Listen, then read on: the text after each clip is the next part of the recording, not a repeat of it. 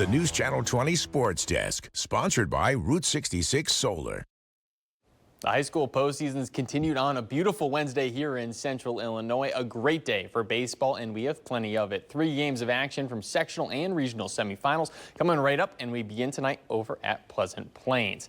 Now, Pleasant Plains, the top seed and hosting, taking on Auburn in game 1. Cardinals already up 6-0, and they get another chopper here from Owen Johnson. The throw home is off the mark, safe. Later, fly ball here lifted towards right center from Zach Ponce. It's going to be an out, but that's far enough for a tag and score from Traeger Schultz to add another run. The Auburn defense, though, they would limit a few runs with some great defensive plays. Ponce again, a single this time to left field. Ryan Kessler fields it, throw in to Carter, then to Smith at third for the out. A great play, but it was the Cardinals' day. Cooper Schallenberg, he shuts the door as Pleasant Plains, they're on to the sectional final.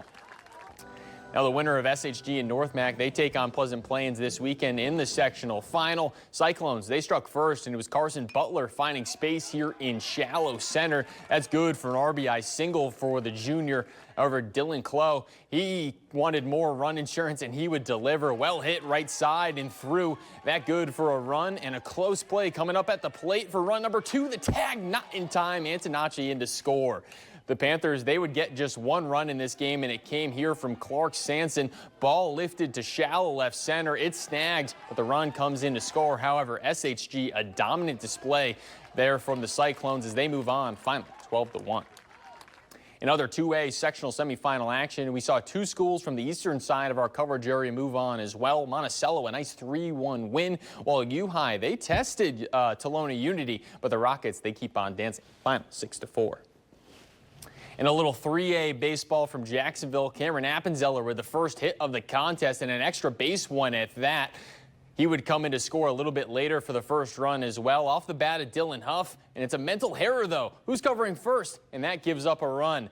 Next inning, it would be Grady Mueller breaking out the warning track power as the Titan Jr. He's going to bring in another run with a stand-up double for Glenwood. Southeast, they would test Glenwood a little bit in this one, maybe more than what some expected, but the top seed Glenwood, they're moving on.